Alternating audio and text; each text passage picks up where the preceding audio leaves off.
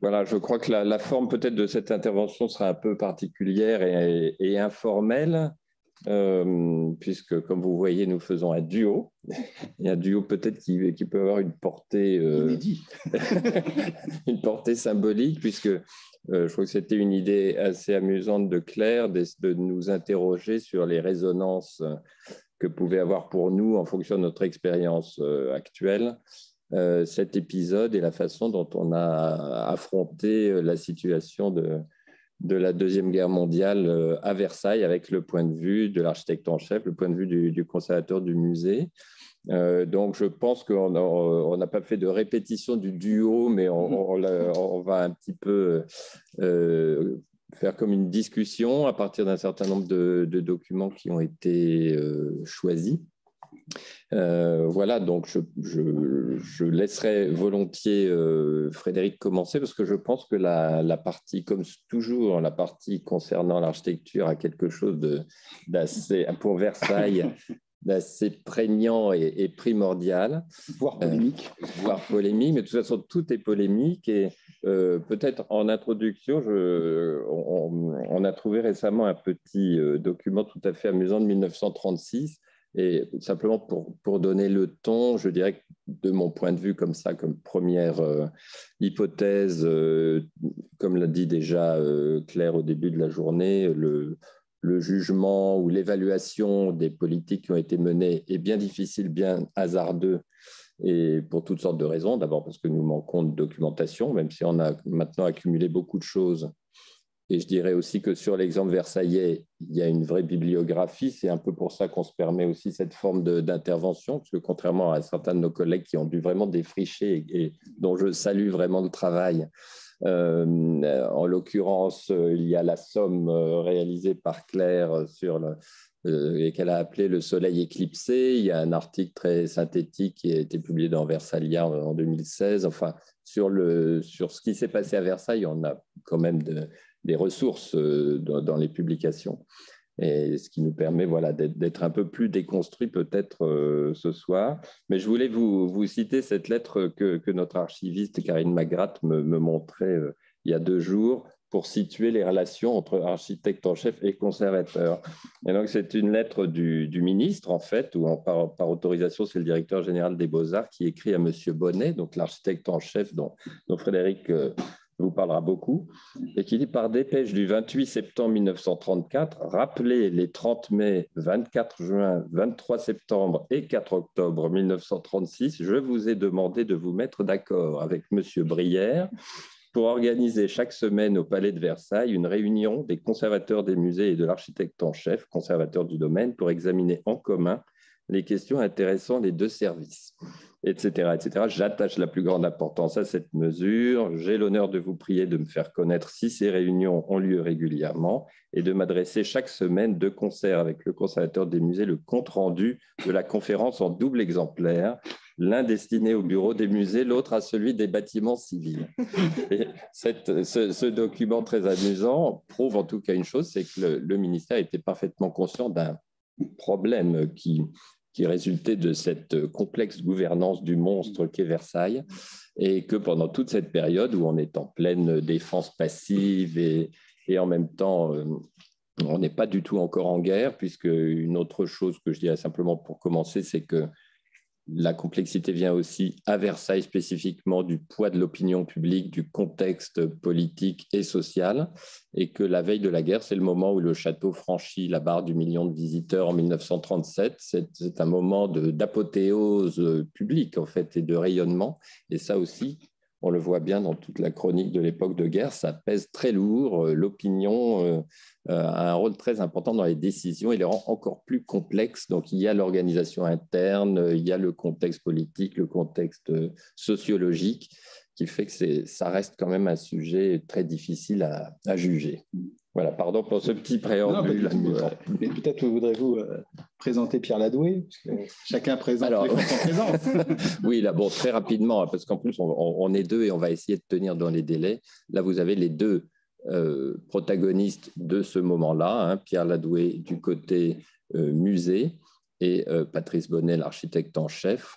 Ladoué qui a été conservateur dans une période assez courte, puisque La figure vraiment présente et importante pendant la guerre sera plutôt Charles-Maurice Chaud-Beaupré, qui lui succédera après avoir été pendant longtemps, pendant toute l'entre-deux-guerres, pratiquement le collaborateur des différents directeurs du musée. Mais effectivement, nous avons ce personnage de Ladoué qui va être aux commandes pendant le déclenchement de la guerre et qui va s'affronter assez férocement avec Patrice Bonnet. Effectivement, merci Laurent. Et nous avons l'autre protagoniste à droite qui est Patrice Bonnet, donc mon prédécesseur en quelque sorte. Je pense qu'il faut replacer un tout petit peu les choses dans leur contexte. En fait, connaître les acteurs pour comprendre les actions, leurs actions, leur état d'esprit et leur motivation, justement en les replaçant dans le référentiel du temps. On n'a que trop tendance à juger l'histoire, évidemment, avec notre propre sensibilité à l'aune de l'expérience, de faits qui sont largement postérieurs, et ça va avoir beaucoup d'importance, en fait, dans ce qui va se passer, les jugements qui vont être opérés, sans compter, en fait, comme le disait Laurent, le fait que Versailles n'est pas qu'un musée, c'est un lieu de pouvoir, c'est une lutte de pouvoir aussi qui se fait à tous les instants, et il y a une dimension politique de Versailles qui est extrêmement importante, qui en fait peut-être un musée à part, en tout cas pas des musées à part, même si on l'a vu, Saint-Germain-en-Laye a été aussi avec une charge, puisque un des traités postérieurs à la guerre de 14-18 a été signé à Saint-Germain-en-Laye. Mais à Versailles, nous avons deux traités, ne l'oublions pas, puisqu'il y a le traité de Versailles, mais il y a aussi le traité de Trianon, qui va démembrer la Hongrie. Et pour une anecdote, la mémoire est longue, puisque je me souviens que quand Christine Albanel, alors ministre de la Culture, avait voulu organiser une rencontre des ministres de la Culture européens à Trianon, elle a commis une boulette absolument terrible.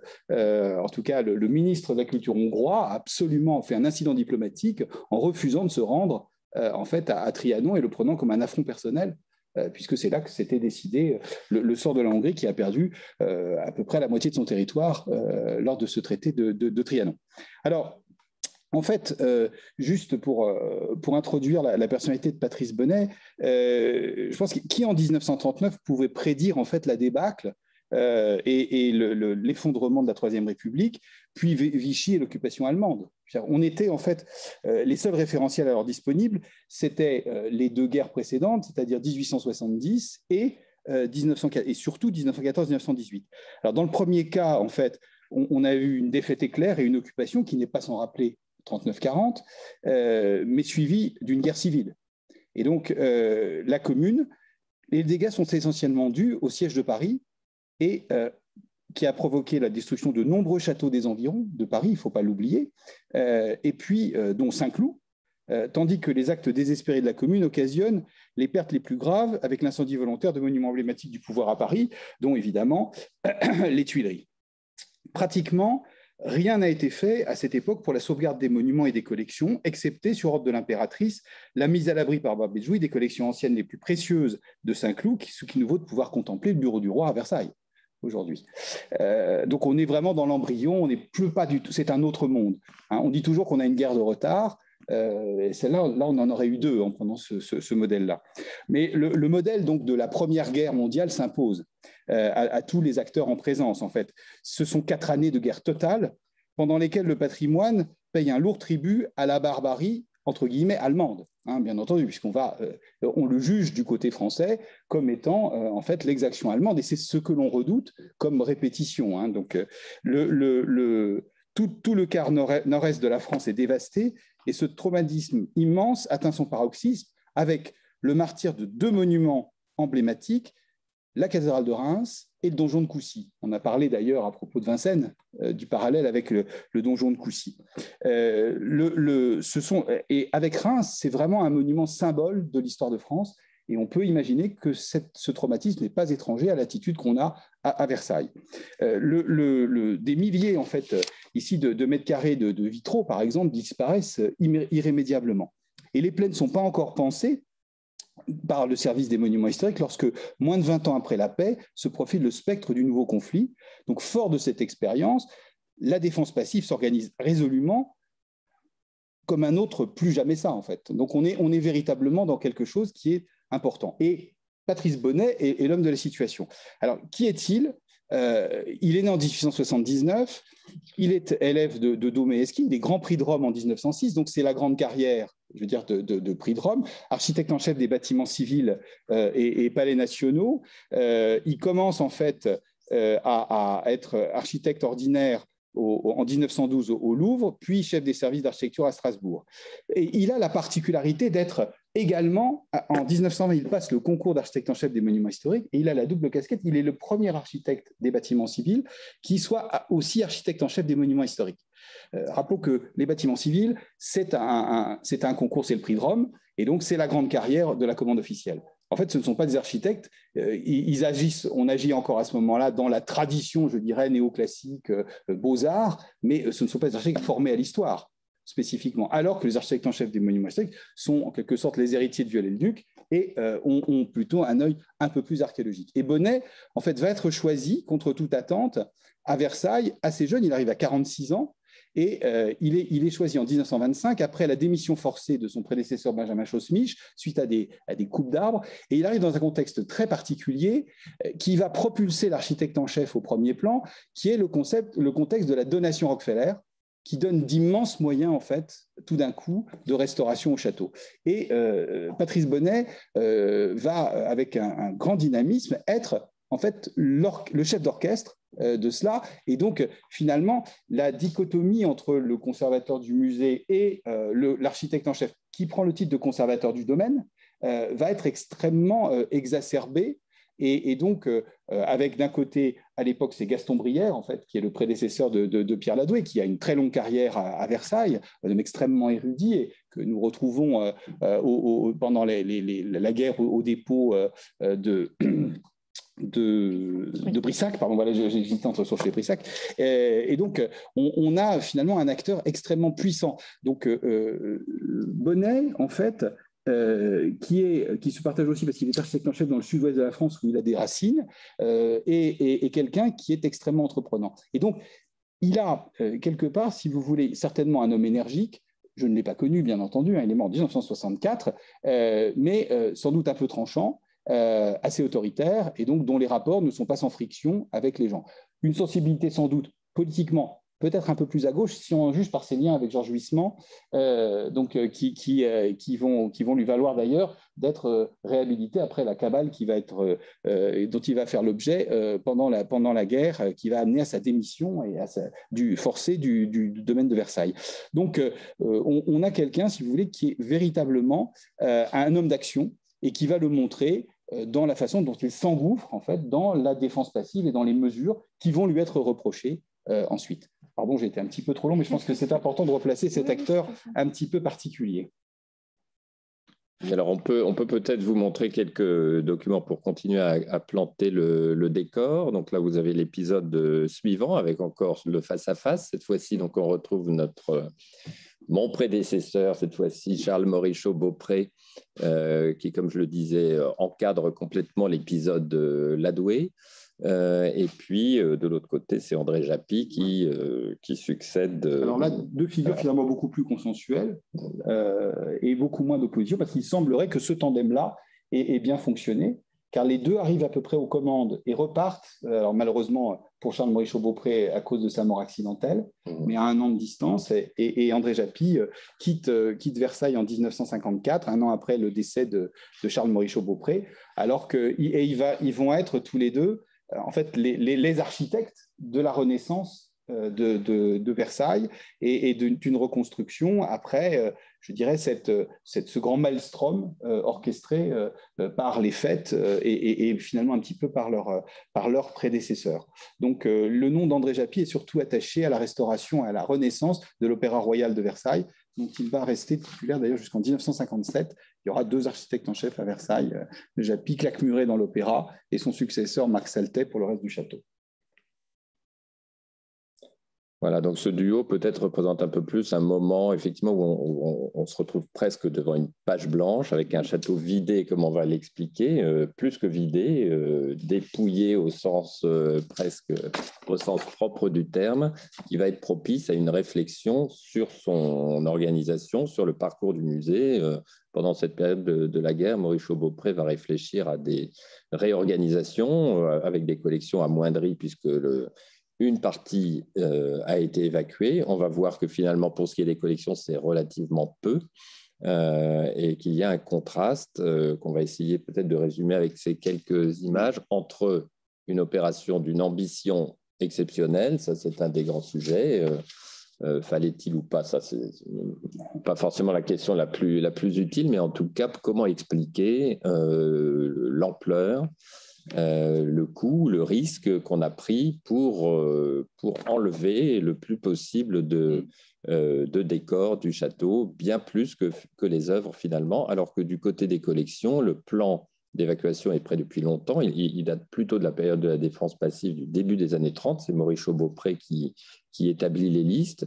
Et au bout du compte, ça n'est pas tellement réactualisé, semble-t-il. Et au moment de la panique en 1939, on déplace beaucoup moins d'œuvres qu'il n'était prévu dans ce plan qui est un peu l'ancêtre de nos actuels PSBC qui se sont appelés PPO. Enfin, c'est toujours cet exercice de lister les chefs-d'œuvre à protéger en priorité.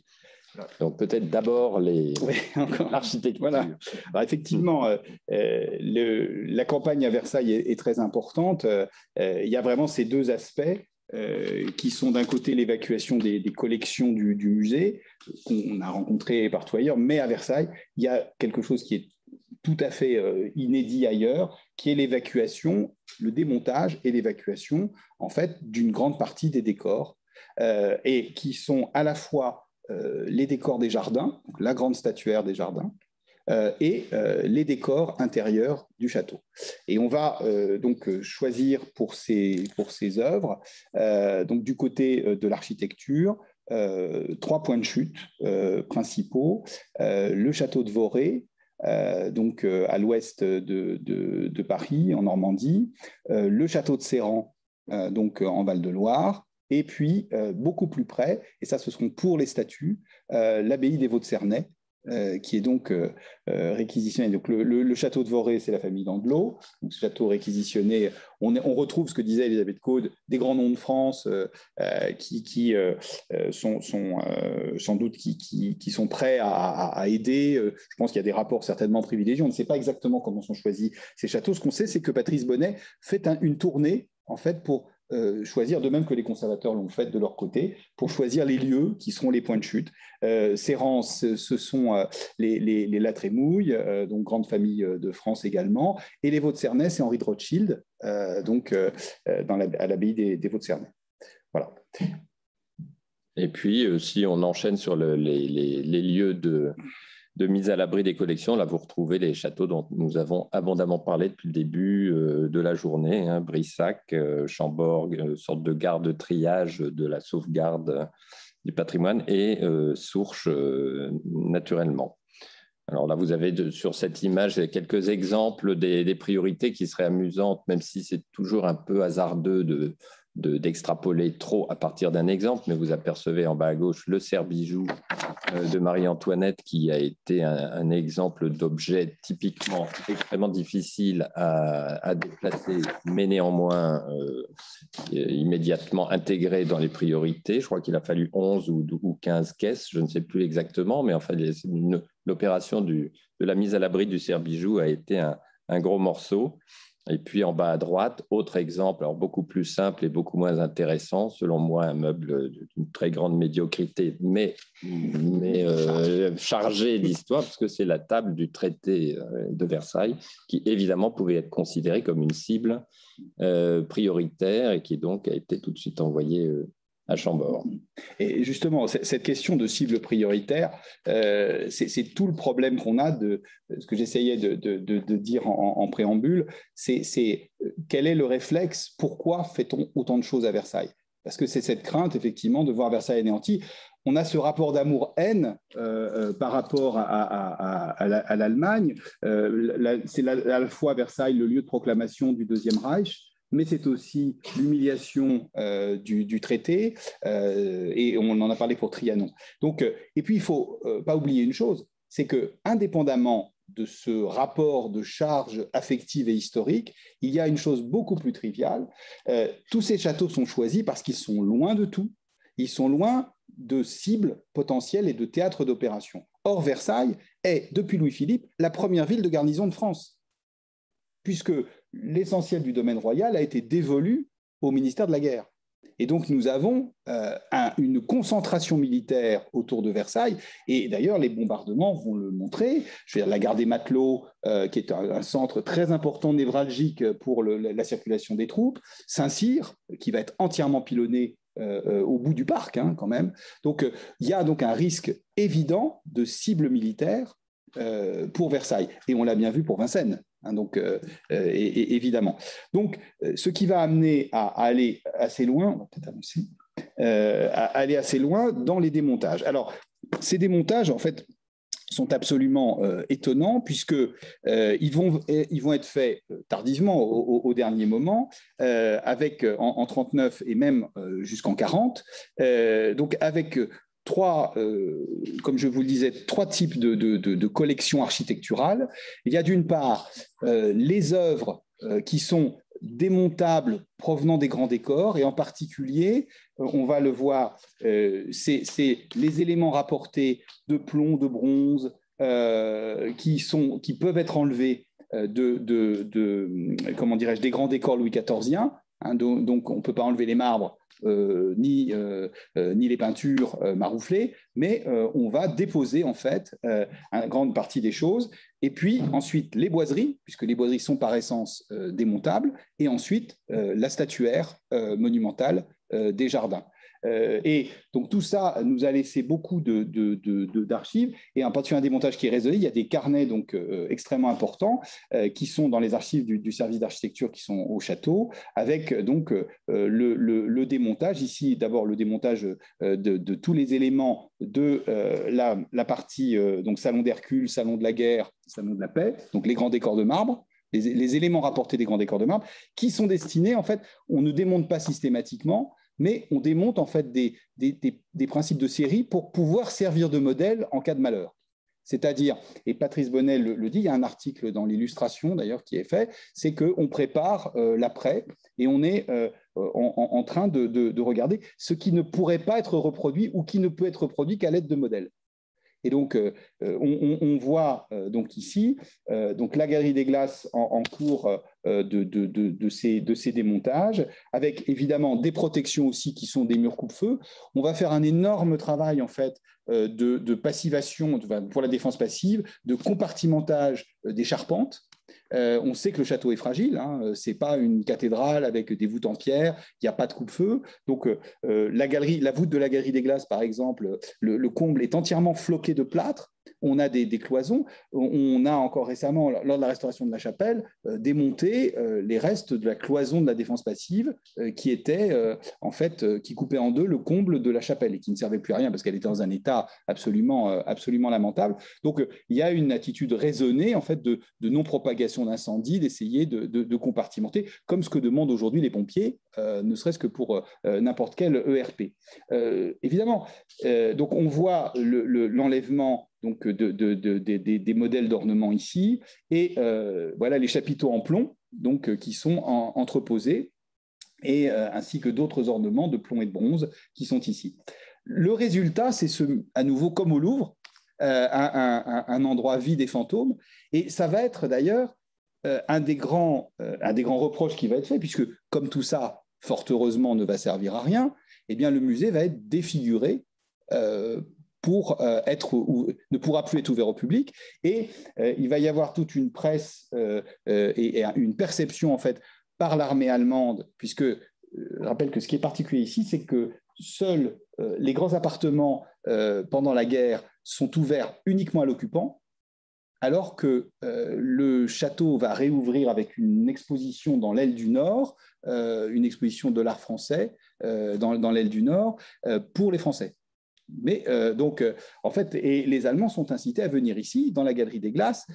Et donc, en fait, on comprend aussi pourquoi la propagande collaborationniste accuse Patrice Bonnet, Monsieur Louis XIV, d'avoir défiguré volontairement la Galerie des Glaces pour empêcher, en fait, la célébration, je dirais, de ce haut lieu de l'histoire allemande.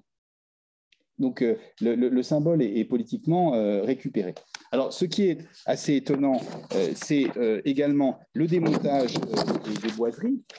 Alors, quand on regarde bien, on a analysé avec Claire et Laurent les façons de pourquoi certaines pièces ont été démontées et pas d'autres. En fait, c'est assez logique. Quand on regarde bien, on a démonté les pièces représentatives des grands panneaux de boiserie qui représentaient les plus grands chefs-d'œuvre de Verberg, de Rousseau, etc. Donc, vraiment, les grands décors de boiserie autonomes. Les pièces où le décor était secondaire par rapport au tableau, qui parfois peuvent avoir de très beaux morceaux, comme l'œil de bœuf et des choses comme ça, n'ont pas été jugées, si vous voulez, comme étant quelque chose de suffisamment remarquable. Donc, et on voit très bien que on a démonté des choses et puis on n'a pas eu le temps de terminer. Et c'est pour ça que sur la liste, quand on regarde les choses, on voit du côté… Et si aujourd'hui, on devait, je dirais, sauver des choses en priorité du château, je pense qu'on aurait exactement… Alors, démontrait-on ou pas, ça c'est une autre question.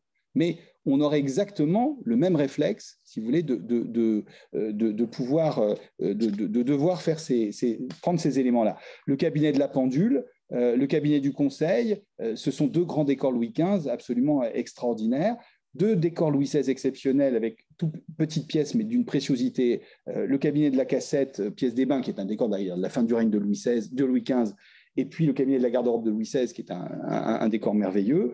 Du côté de la Reine, la chambre de la Reine, qui est un grand décor, qui d'ailleurs va faire l'objet, juste après la guerre, de tous les efforts de Charles-Maurice Beaupré, qui va être la première grande restitution, je dirais, de l'ensemble du mobilier qui ne va aboutir qu'en 1976.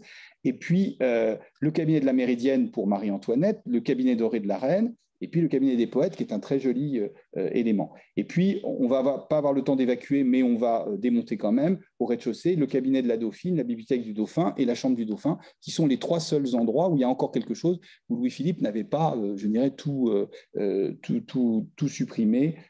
Alors voilà ce mouvement extraordinaire. Donc, Versailles devient un grand chantier. Donc ça, c'est l'emballage des œuvres dans le Salon des Nobles. Alors, ce qui est étonnant aussi, c'est que nous avons en fait une centaine de photos à peu près dans les archives. Donc, on sent qu'il y a une volonté, on est conscient qu'on fait l'histoire. Et donc, il y a un reportage, il y a des reportages photographiques. C'est quand même assez extraordinaire de voir. Et ce sont des pièces justificatives qui sont voulues par le service d'architecture. Je pense que Patrice Bonnet veut laisser des traces de tout cela. Et ce faisant, je crois qu'il agit aussi comme il a fait avec Rockefeller, puisqu'en fait, il a appris à communiquer avec le mécène. Et donc, je crois que c'est quelque chose qui est très important de rapport en fait, de justification. Pendant toute cette durée. Alors, ce qui est intéressant, c'est qu'on a des visions saisissantes, comme ici la chambre de la Reine entièrement dépouillée de ses boiseries, mais qui vont apporter, on le disait pour Vincennes, parfois des éléments. Alors nous, ça ne nous a pas donné lieu à des restitutions, mais là, on voit tout d'un coup réapparaître les décors de Marie-Thérèse.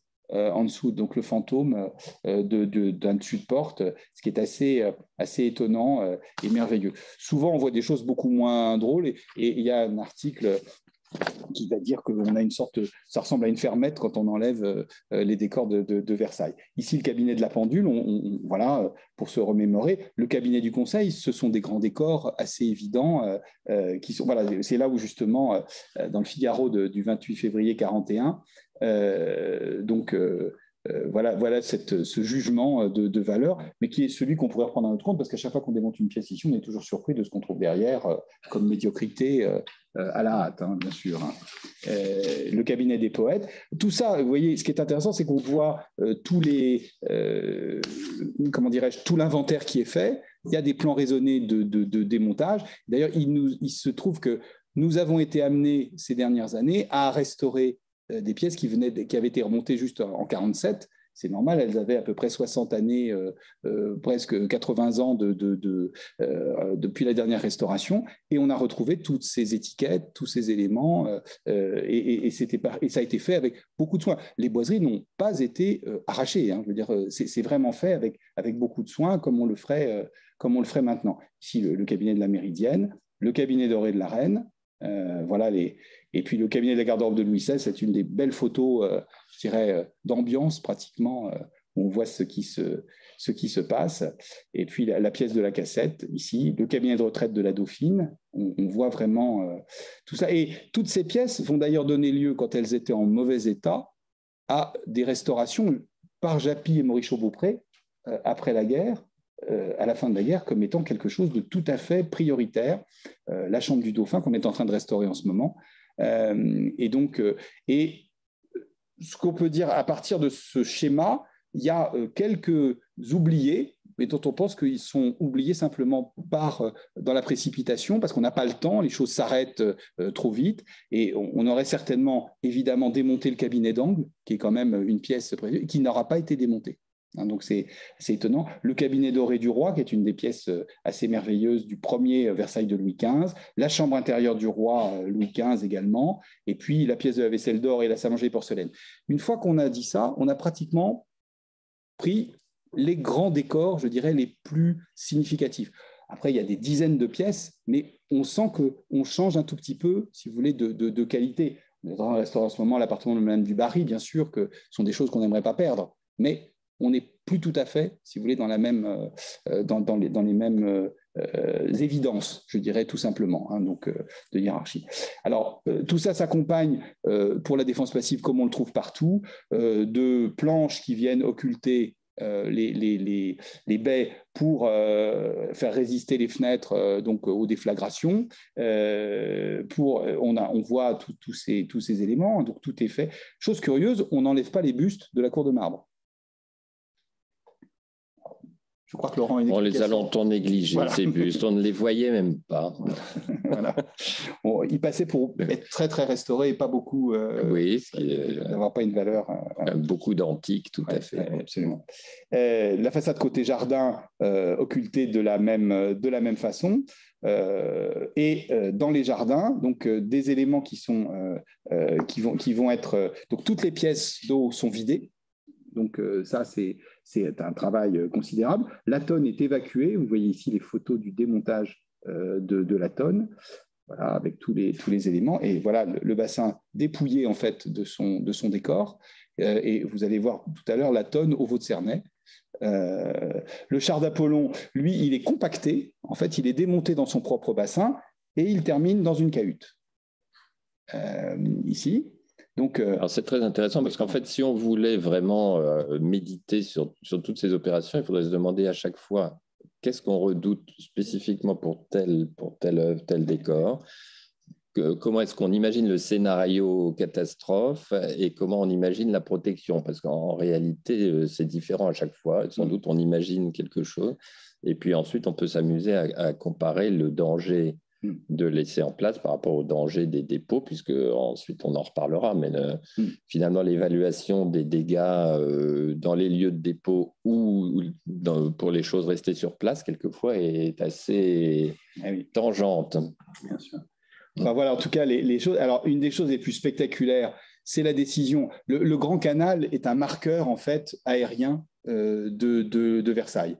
Donc, la question reste posée de savoir, fallait-il au contraire laisser Versailles visible pour qu'il soit épargné au titre des conventions internationales, ou au contraire, fallait-il essayer de le maquiller, entre guillemets. Or, vu d'avion, ce que l'on voit, c'est la croix du Grand Canal. En 14, le Grand Canal a été camouflé.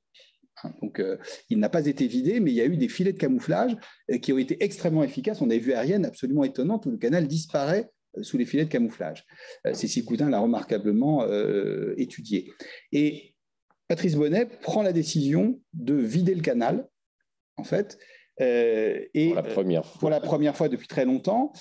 Et en fait, il crée en fait une rivière au milieu, on crée un canal, un petit canal, une petite rivière. Et donc, en fait, en l'espace de quelques mois, en fait, à peine un mois ou deux, la végétation reprend le dessus et le canal disparaît complètement. Donc, ce qui est assez spectaculaire. Donc, et c'est cette petite rivière que personne ne connaît sur les cartes, un petit peu sinueuse, qui remplace le Grand Canal. Donc, c'est tout à fait spectaculaire. Le problème, c'est qu'il y a une chose qui n'a pas été imaginée, c'est que les berges, n'étant plus contrebutées par le poids de l'eau, étant déjà en très mauvais état, s'effondrent les unes après les autres. Et ce sont des kilomètres de berges qui commencent à s'effondrer. Il faudra les restaurer au sortir de la guerre. Mais ça, voilà, je pense que tout le monde n'avait pas imaginé. Et malheureusement, le canal est bourré de vases, et c'est pour ça d'ailleurs que la vase, en séchant, va donner un terreau propice à l'installation de la végétation. Ce sera un des grands chantiers en fait, de remise en état après la guerre. Le bosquet de la Colonnade, l'enlèvement de Proserpine ici, vous voyez, c'est Proserpine qui semble chuter au fond du trou. Et les photos sont très belles, hein, et très significatives. Voilà, et donc Proserpine, elle n'est pas enlevée, elle est protégée sur place dans la Colonnade. Hein. Je pense que ce qu'on craint pour les marbres, on doit juger certainement certaines œuvres intransportables, parce qu'il y a aussi un problème de manque de matériel, de manque de camions, et donc on protège sur place en se disant qu'on craint en fait comment dirais-je, les déflagrations des dépôts de munitions qui sont à Satori, etc. Et donc en fait on se dit que là on amortira les choses et que les œuvres seront suffisamment protégées. Voilà les photos de la colonnade. Et puis, le dernier point, c'est en fait la protection humaine, puisqu'il y a quand même encore normalement des gardiens, et il faut assumer cette protection. Donc, il y a un projet, donc ça, merci Claire Bonnotte d'avoir retrouvé dans les archives, dès 1935, en fait, on a prévu, et là, c'est un projet, en fait, d'un abri qui aurait été sous la cour, et qui ne sera pas réalisé parce qu'il est d'un coût pharaonique, mais d'autres abris vont être faits. Ici, abri individuel plus modeste, n'est-ce pas, un peu du genre de la guérite qu'on a vu à Saint-Germain-en-Laye, là, dans le genre. Et puis, aux bains d'Apollon, qui sont protégés, la construction qui va faire polémique de l'abri de commandement, entre guillemets, qui est celui de l'architecte en chef conservateur du domaine, muni de l'électricité, du téléphone, etc., et qui ne va jamais servir, et qui avant d'être supprimé après la guerre. Donc, donc ça, c'est une question. Et voilà ce que donne, je pense que les photos sont assez saisissantes. Donc, l'abbaye des Vaux de Cernay, vue actuelle, et la statuaire de Versailles, disposée en fait au Vaux de Cernay. Je pense que avec toutes ces questions que nous nous posions sur la stratégie en fonction justement de ces scénarios. Donc, la disposition clairsemée en cas de quoi, de bombardement, pour limiter. C'est assez amusant d'imaginer comment on se représente le risque et du coup, comment on a pu déterminer l'espacement entre chaque statue, quelle prairie utiliser, pourquoi pas dans les bois, pourquoi, enfin bon. Je pense qu'on craint les chutes d'arbres, donc il faut des discussions techniques qui ont dû être assez complexes. Voilà, mais on n'a pas malheureusement d'écrits qui nous permettent de savoir exactement comment a été faite l'analyse de risque. Et voilà la tonne donc, qui est au Vaux de Cernay. Certaines statues doivent être étayées pour tenir en place, hein, tout simplement. On choisit quand même de les mettre debout pour qu'elles ne soient pas au contact de la terre, hein, évidemment, et que les marbres ne se salissent pas. Et donc, voilà. Donc, voilà un petit peu ce grand travail absolument hors norme qui évidemment va se retourner contre ses auteurs et qui vaudra en fait à Patrice Bonnet l'inimitié du conservateur du musée qui évidemment est mis devant le fait accompli. Hein, donc, puisque le conservateur du domaine agit directement, prend ses ordres, et les rapports sont extrêmement tendus avec Pierre Ladoué. Évidemment, tout ce qui est donc le fait d'avoir défiguré Versailles, entre guillemets, va lui être reproché. Et en 1940, en juin 40, en fait, il y a une chose qui est terrible, c'est une erreur en fait que fait Patrice Bonnet. Il ne faut jamais abandonner le terrain. Donc, ça, tous les politiques le savent.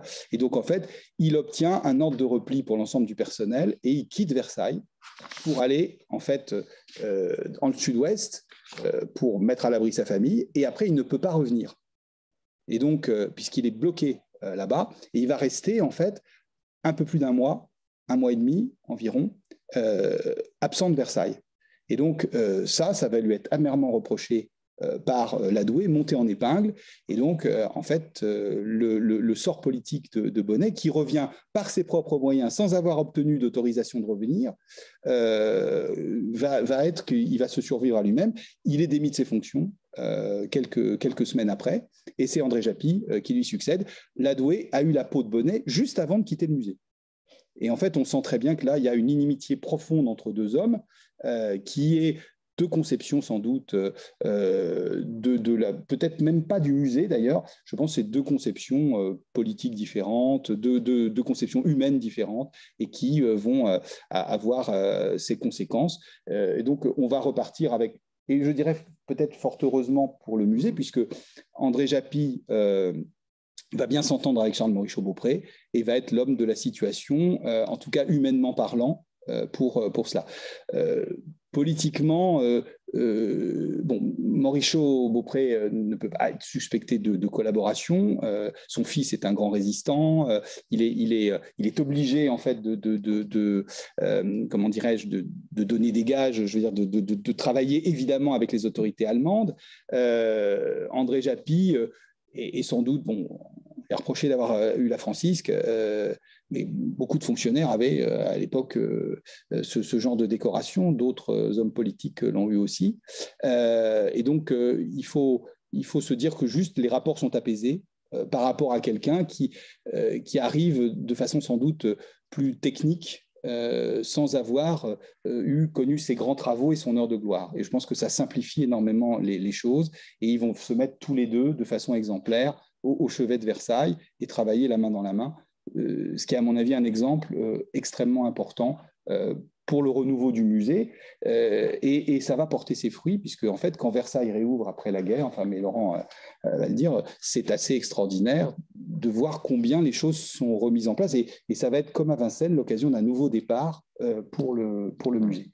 Je m'arrête. Mais en attendant d'arriver à la libération, ouais, c'est vrai qu'on a cette période de vie sous l'occupation qui effectivement est très complexe. Alors on n'a évidemment pas le temps, et de toute façon, est-on même capable de le faire, même dans un ouvrage détaillé, d'évaluer le comportement, la stratégie de résistance des uns et des autres. On sait à quel point même des personnages qui ressortent à l'évidence comme assez héroïques et très importants, comme Jaugeard, sont obligés de mener des stratégies extrêmement complexes. Ça vaut d'ailleurs aussi bien pour la protection des œuvres que pour les acquisitions. On a aussi récemment fait beaucoup de recherches sur les acquisitions des musées nationaux pendant la guerre, et on voit bien que les stratégies sont quelquefois difficiles à lire. Est-ce qu'il y a du cynisme chez certains conservateurs qui repèrent des collections, font des acquisitions très opportunes et peut-être un petit peu limites par rapport à la situation de leurs anciens propriétaires, ou au contraire, ils savent exactement comment juger tous les aspects de la question et ne songent qu'à protéger les œuvres et à les conserver en France pour éviter qu'elles ne partent en Allemagne. Tout ça est d'une complexité absolue. Et sur la politique du musée, politique d'ouverture, réorganisation, c'est la même chose. Tant qu'on est sous l'occupation, je crois que les projets de Morichaud vis-à-vis du gouvernement du maréchal Pétain sont assez amusants à voir. On voit bien qu'il utilise... il gère au mieux avec ce gouvernement. Il essaie de récupérer le portrait du maréchal qui a dû être mis à l'abri aussi à un moment donné. Ça fait partie des œuvres prioritairement à faire revenir. Le portrait par de Vambèze, qu'il expose, dont on a parlé tout à l'heure, et sur lequel il y a une très belle exposition qui se prépare d'ailleurs, un personnage passionnant de Vambèze. En tout cas, on voit bien qu'il est obligé de créer un projet muséographique à faire valider par le gouvernement de Vichy, qui a failli être le gouvernement de Versailles. Ça, c'est un autre sujet. Donc voilà, c'est vrai que par bien des côtés, l'activité de Morichaud-Beaupré pendant la guerre ressemble à quelque chose d'idéologiquement très proche du pouvoir, mais c'est forcément aussi une stratégie. Et ensuite, alors pour revenir à la question vraiment de la protection, bon là, c'est simplement un exemple des collections au château de Sourches, mais ensuite donc on a ces années à passer d'occupation, alors avec ce que ça comporte comme bizarrerie Frédéric l'évoquait tout à l'heure, les parties ouvertes à l'occupant, les parties réservées au public français, bon, la pression pour ouvrir ce château alors qu'il n'y a plus rien, puisque les œuvres envoyées en dépôt ne reviennent qu'après la guerre, bien sûr. Et puis, la catastrophe sur le plan de la conservation, qui finalement aura été encore plus grande au château plus grande que s'il y avait eu des bombardements, ça je n'en sais rien, et sans doute pas plus grande que si les Allemands avaient décidé d'incendier Versailles, ce qui sans doute était dans les esprits aussi. Hein. Si on a autant démonté, autant vidé Versailles, c'était peut-être effectivement pour ne pas livrer ce symbole à l'occupant nazi, mais c'était aussi pour le cas où cet occupant, cet ennemi, déciderait de tout raser ou de tout brûler. Ils l'ont fait, puisque quand on voit le sort réservé au palais de Saint-Pétersbourg, Pavlovsk, Peterov et Tsarskoye Selo, on pourrait voir la carcasse de Versailles. Hein, je veux dire, donc ça reste quand même un scénario qui était plausible. Absolument, et je pense qu'on ne peut pas expliquer autrement. Alors c'est vrai que l'histoire du Grand Canal est intéressante aussi. Finalement, ce Grand Canal est-il une protection ou un danger? C'est compliqué, mais ça rejoint la photo. Voilà, que fait cette photo? Alors c'est vrai qu'elle n'est pas annotée, donc elle est d'autant plus mystérieuse, mais en tout cas la question, elle est obsédante, quoi. C'est une photo qui fait peur. Enfin bon, il ne faut pas oublier qu'à l'époque on avait très très peur tous les jours. Oui, alors pour revenir à cette histoire des dégradations, donc il s'agissait d'imaginer ce qui allait se passer au château pendant cette période d'occupation. Bon, là, quelques images un peu anecdotiques de ce qu'est un château occupé, avec les petits dégâts que ça peut occasionner. Alors, en réalité, ce qui s'est passé on sait que dans les dépôts, les conditions de conservation ont été très mauvaises, en particulier les grands rouleaux qui ont été évacués dans la deuxième phase, c'est-à-dire en mai 40, on a réussi, ce qu'on n'avait pas pu faire en 39, à envoyer, ça c'est à Sourches, les grands rouleaux, la bataille d'Aboukir, la distribution des aigles, etc. Tout ça est parti et a énormément souffert. On a retrouvé les rouleaux totalement moisis, évidemment, à la fin de la guerre, mais au château, ça a été absolument terrible, puisque malchance, puisqu'un malheur n'arrive jamais seul, les hivers de cette période ont été terribles, et les dégâts du gel, du dégel, de la fonte des neiges, des inondations, je ne sais plus pendant quel hiver, l'eau gelait sur les toiles, donc vous aviez une croûte de glace sur les tableaux. Le château n'est plus chauffé, hein, puisque pénurie de matériaux, enfin de combustible, et donc absolument il n'y a plus de charbon, et donc on ne peut rien chauffer, donc le château va passer pratiquement toute la guerre sans être chauffé. Sans chauffage. Je crois que dans la galerie des batailles, à un moment donné, un seul tableau restait lisible, non pas parce qu'il y avait alors tous étaient, on n'arrivait même plus à distinguer le sujet des batailles, sauf un qui avait la chance d'être à côté d'une bouche de chauffage qui, certes, ne fonctionnait pas, mais créait au moins un minimum de circulation d'air qui a fait que ce tableau est resté à peu près visible pendant que les autres étaient totalement opaques. Donc, ça a été un véritable désastre. Donc, finalement, ça relativise beaucoup toutes ces opérations de protection. Finalement, si on avait essayé de trouver un moyen climatique d'éviter ce genre de défaut, moyen de chauffer, je ne sais pas comment on aurait fait. Mais en tout cas, pour acquisitionner et tout. Donc voilà, c'était compliqué. Ouais. Voilà, quelques images toujours. Il y a un combat incessant qu'on peut dire quand même qui revient au musée, c'est que c'est de se battre contre les réquisitions. Hein. Et donc à chaque fois, et donc c'est tout le combat des conservateurs d'empêcher la réquisition de tout ou partie de dépendance, etc. Et c'est une chose complexe parce qu'évidemment, le château réussit à échapper aux réquisitions, mais des parties du domaine, par contre, qui sont déjà plus ou moins militaires, c'est très difficile de s'opposer à l'occupant. Avec tout ça, une sorte d'ambiguïté sur le régime de Vichy et Versailles. Comme le disait Laurent, il y a de façon récurrente et claire dans son ouvrage, le dit très très bien, le maréchal caresse l'idée, qui se souvient qu'il a été en poste à Versailles, caresse l'idée qu'il pourra venir s'installer à Versailles. On a aménagé, on prévoyait que le gouvernement s'installerait au Trianon Palace, et que l'hôtel Hartog, qui est juste à côté du Trianon Palace, a été réquisitionné pour aménager la résidence privée du maréchal, avec des dépôts du Louvre, des dépôts de Versailles. On a remonté des cheminées du château pour la décoration, qui ont fort heureusement été récupérées après la guerre. Donc, on n'a pas laissé de choses là-bas, mais la résidence Hartog, qui n'a jamais servi au maréchal, a été quand même préparée pour lui équiper. Donc, à nouveau, les Versaillais sont un peu à nouveau sur la sellette. C'est une histoire continue, voilà. Vraiment. Voilà. Voilà donc quelques images rapidement, parce que je crois qu'on déborde, heureusement que nous sommes les derniers. Ça, c'est un document que vous n'arrivez peut-être pas à lire très facilement sur l'écran, mais qui est très intéressant. C'est un état des dégâts causés par les troupes allemandes dressées par Ladoué, et qui est amusant parce qu'il est presque poétique. C'est une sorte de florilège des dégradations observées soit par volonté de vandalisme ou de revanche, puisque dans la liste, vous trouvez des tableaux d'histoire, des tableaux de bataille qui sont évidemment pas à la gloire des Prussiens et qui donc sont rageusement découpés, percés, ou alors des grandes figures. Vous avez la bataille de Champigny qui est fendue horizontalement, de Neuville. Alors on a quelques images. L'orgue a été à une porte arrachée de l'orgue. Beaucoup de petits détails. Voilà la bataille de Champigny, donc, qui a été, là on ne le voit plus sur cette image, donc crevée horizontalement. Le portrait de Charles X de Gérard crevé en deux endroits.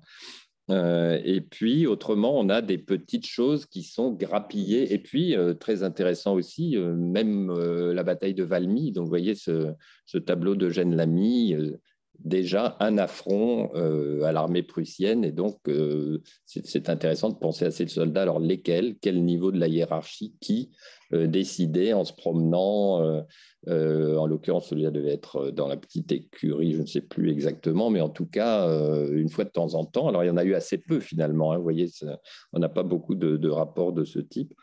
Et c'est infiniment moins grave que les dégâts climatiques, mais enfin, il y a eu quelques petits coups de couteau ou baïonnette volontairement dans les œuvres.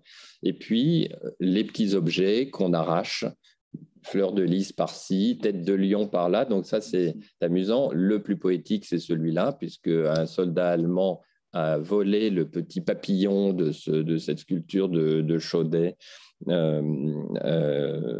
représente donc l'amour taquinant, le tourmentant l'âme. Donc il y a aussi ce côté très vivant, très émouvant, évidemment assez dramatique, mais enfin d'imaginer aller pendant qu'on occupe dans cet endroit qui, quoique dépouillé, contient encore beaucoup de jolies choses. On emporte des petits souvenirs. Donc voilà tout ce qu'on trouve dans le rapport de Ladoué. La crainte, ensuite, il y a d'abord la crainte de l'invasion allemande puis de l'occupation, et ensuite la crainte des bombardements alliés, évidemment, avec un site militaire comme Versailles, qui fait que les Allemands sont présents sur le site. Donc, comment Versailles échappe à tout ça, ne serait-ce qu'à des erreurs, je veux dire, de largage de bombes. Je veux dire, faut pas oublier que, comme je vous disais, Saint-Cyr est entièrement détruit et pilonné au bout du parc.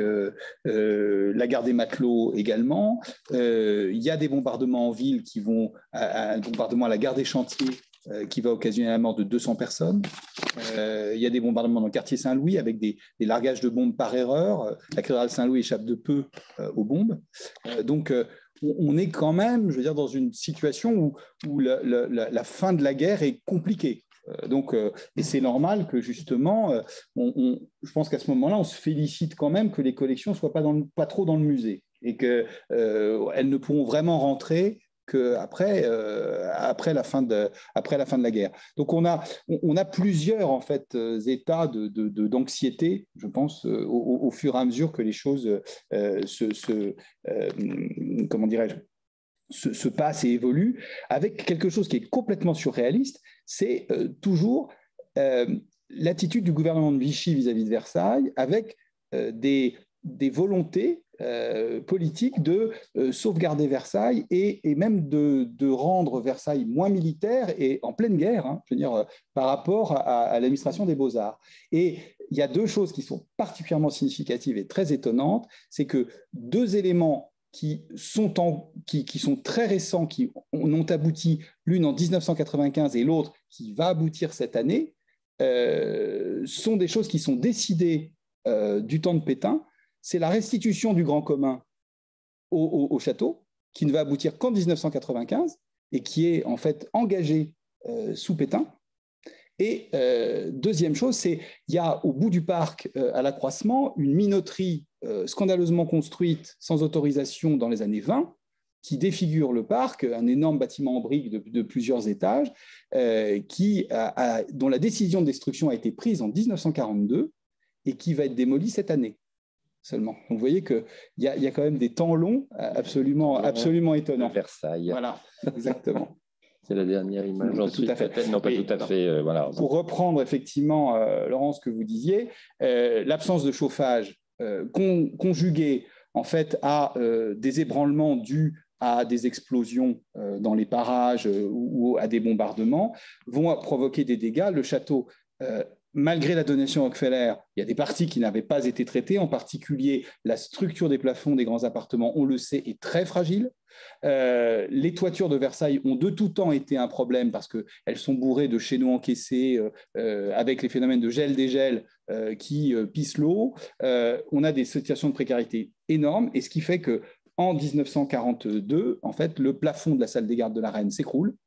Alors, on n'a pas de photo du plafond écroulé, mais on voit après, il va falloir remonter en fait les éléments, et on a perdu pratiquement en fait le sujet central, enfin qui est aujourd'hui, on vient de le restaurer, mais c'est une ruine qui a été recomposée. Une résurrection. Voilà, c'est une résurrection d'une ruine. Il a fallu un travail assez intensif. 1 an et demi de travail absolument formidable. Et ces séquelles-là, elles n'attendent pas elles vont continuer après la fin de la guerre, puisqu'en fait, en 1946, c'est l'effondrement d'une partie du Salon de l'Abondance, de la voûte du Salon de l'Abondance, parce qu'on est dans les mêmes conditions, il y a toujours les mêmes problèmes. Qui avait pourtant fait l'objet de travaux de renforcement. Donc c'est ça l'ironie terrible du sort, c'est que même là où on avait réussi à obtenir des crédits pour consolider, le plafond a fini par s'effondrer. Voilà. Donc alors juste à titre peut-être anecdotique un peu, il reste quelques vestiges de cette période. Alors ça, c'est des choses qui... Alors le poste d'observation sur le toit de la Chapelle Royale, c'est la défense passive. Ça, c'est quelque chose qui est fait par Patrice Bonnet en même temps qui coupe en deux le comble. À l'occasion de la restauration que nous venons de conduire, on a conservé cet élément à titre de témoin historique archéologique. Il y a un petit siège donc en fait qui permettait de savoir et d'avoir le poste de vigie en fait pour regarder et surveiller l'ensemble du domaine. Dans les caves de l'hôtel des Réservoirs... Vous passez la petite anecdote exquise de la raison pour laquelle ce petit poste de vigie n'a jamais été utilisé, parce qu'en fait, les agents du château, étant tous des éclopés de la guerre de 14-18, ne pouvaient pas se hisser jusqu'à ce...